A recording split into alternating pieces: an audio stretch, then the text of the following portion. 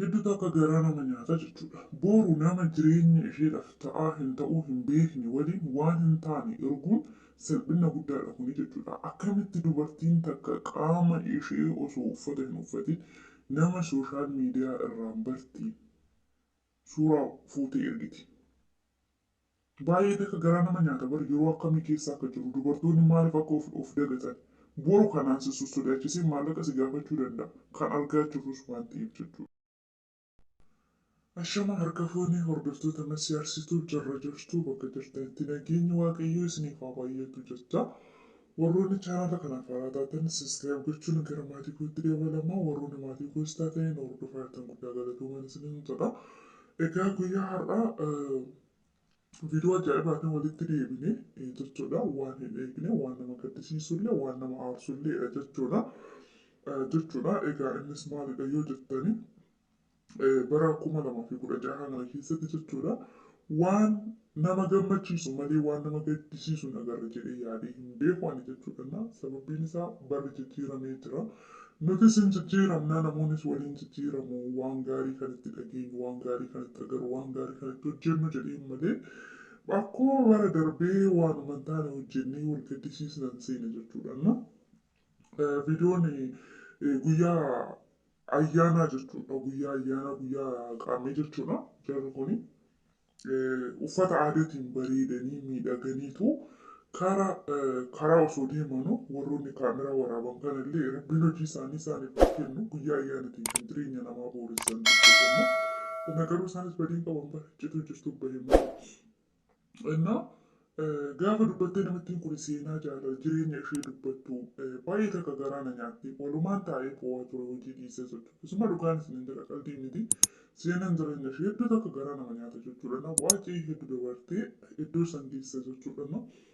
Waliin bo'aa ture innillee anillee kaameraamaanillee hundumti keenya walumaan bo'aa ture jechuudha. Dhimmichi nama boojisa waan ta'eef jechuudha. Isuma dhugaa dubbachuudhaafi. Dhumarratti bakka dhiisi seenaa fi kana hin dubbatin miidiyaa irratti bahuun illee gaarii miti jechaanii ture. Garuu dubbachuu barbaade natti fakkaatee nama dubbatte jechuudha. Dubbattee nama fixxee suma dhugaa uumaa nam dufannee nama fixxee jechuudha. Kanatti aansii inni biroo jechuudha. Namni akka malee jechuun namni seenaa hedduu seenaa nama gaddisiisus seenaa nama gammachiisus qabaachuu danda'a. Garuu waanuma hunda baasanii miidiyaa irrattis dubbatan ta'ee namuma arganittis haasa'an ta'ee kuni gaarii miti jedheen yaada. Sababiin isaa guyyaa tokko deebi'ee akka namni ittiin sarrabsuu fi akka namni ittiin si tuffatu si taasisa waan ta'eef iyyuu jechuudha. Karaa garaan keenya wanta kamiyyuu hin baata waan biraa miti jechuudha. Waacii hedduu dabarsinee miti waan birootu waan hedduu baata garaan keenya jechuudha. Garuma ofiitti qabachuun bareeda.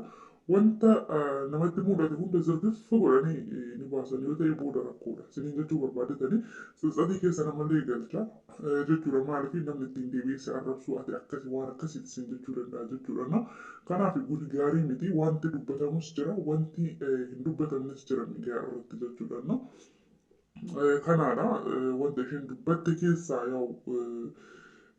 bicha bakka darbee jira wanti suni akka seenaa sun irra hin deebineedhaaf jabaattii gara fuulduraa hojjechuu qabdi malee seenaa san yaadattee boohuun gedduun hin barbaachisu jedheen yaadaan akka nama tokkootti jechuudha. Darbee jira seenaan suni jabaattee cimtee keessa erga dabartee immoo har'a isa san yaadattee ni boossi yoo ta'e kun gaarii natti hin fakkaatu akka yaada kiyyaatatti jechuudha.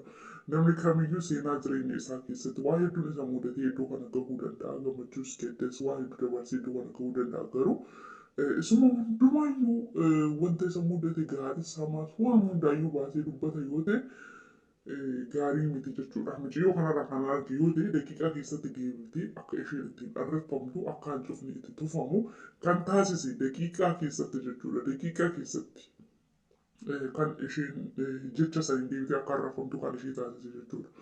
Egaa ijoolleen kun baay'ee wal jaalatu baay'ee jaalata inni jechuun jaalata malee ishee jechuun jaalatu jechuudha. Baay'ee tokko ishee jaalata.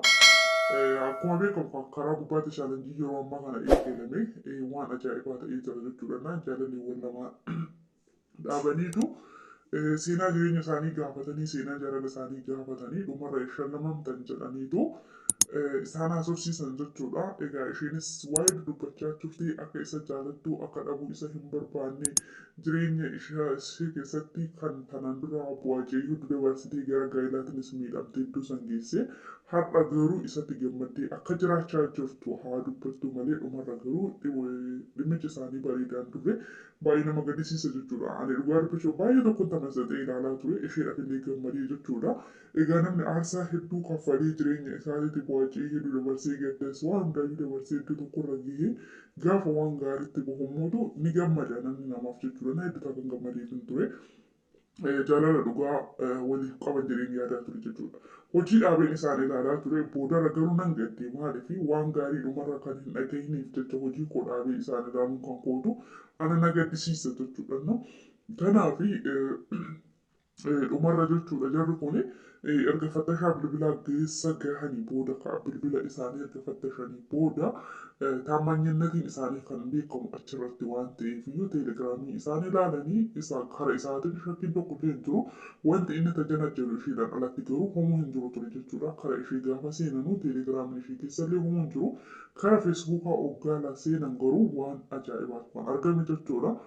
Egaa innis suuraa qullaa jechuudha. Osoo abbaa manaa qabdu suuraa qullaa dhiira birootiif ergitee kan argame jechuudha. Feesbuukiin ishee qolfii qaba misentareen ishee jechuudha. Namni seenuu hin danda'u.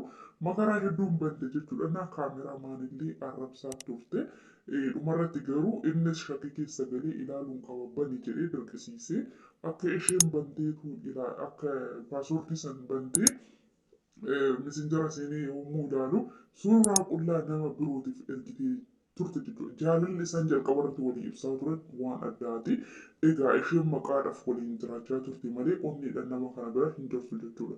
Dhugaan nama gaddisiisa jechuudha dubartoonni keenya illee maaliif dhiirri sun hin ta'uuf yoo ta'e hin qabus jettee ni tuffatti yoo ta'e dhiisuma muluutti malee isa waliin jiraattee yeroo ishee isa waliin dabarfachaa nama biroo waliin jireenya eegaluun baay'ee tokko ulfaata jechuudha. Keessattuu namni jaalalaan miidhamtee turte dubartiin kuni nama miidhamee kanaan dura miidhaa sanallee argeedha. Irra deebitee mootuu har'a miidhama ishee san kaleessaa san dagattee har'a deebitee nama qaama birootillee miidhee jechuudha. Faayidaadhaaf jechaadha kan deemte. Garuu asirratti wanti na ajaa'ibe yoo jiraate maal yoo jettan namicha jechuudha abbaa manaa ishee irra caalaa kan aarse yoo jiraate suuraa qullaa san jechuudha hanga manaaf hin argine jedhee dubbatu isaatti na ajaa'ibe jechuudha. Anaaf hanga ammaa bara suuraa akkana naaf hin ergine akkamitti kan anaaf hin ergine nama birootiif ergite suuraa akkana jedhee isheedhaan dhufe jechuudha.